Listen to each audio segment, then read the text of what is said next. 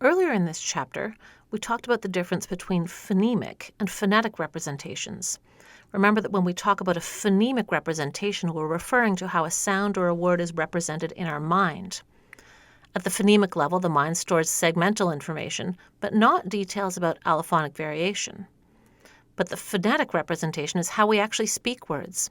And because of co-articulation and various articulatory processes, when we speak a given phoneme, it gets produced as the particular allophone that's conditioned by the surrounding environment. For example, the word clean is represented phonemically like this in our minds, but when we speak, these particular phonetic details are part of what we say. We speak in allophones, but we hear in phonemes.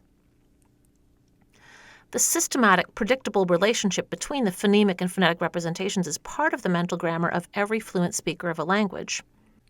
Phonologists have developed a notation for depicting this relationship, which is sometimes known as a derivation or a rule. Remember, of course, that when we talk about rules in linguistics, we don't mean those prescriptive rules that your high school English teacher wanted you to follow.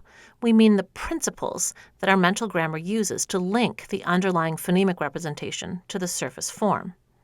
Our mental grammar keeps track of every predictable phonetic change that happens to a given natural class of sounds in a given phonetic environment.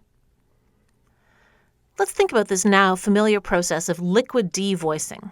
We've seen lots of English examples like clean, where the voiced L becomes voiceless following the voiceless K because of perseveratory assimilation. In fact, we've seen enough data from English to observe that this doesn't just happen to one segment. It happens to the natural class of liquids in the environment of another natural class, voiceless stops. The way that we write a derivation takes a particular form that looks like this. This notation is read as A becomes B in the environment between X and Y. The left side represents the phonetic change that happens.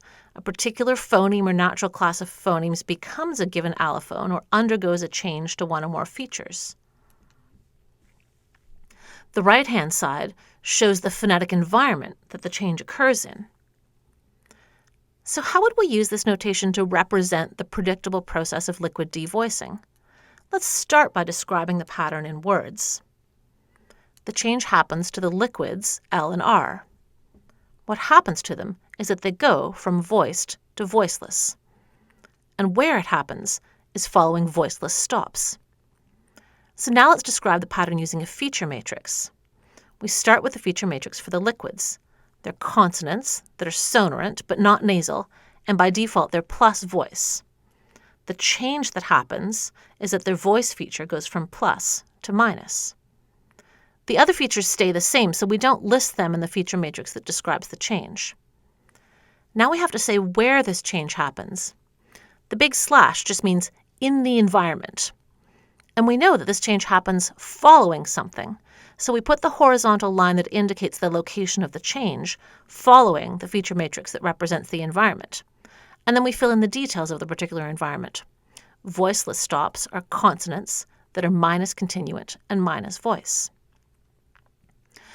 We could say that L becomes voiceless L in the environment following P or K, and R becomes voiceless R in the environment following P or T or K. But using feature matrices captures the broader generalization that this allophonic variation happens to an entire natural class in the environment of another natural class.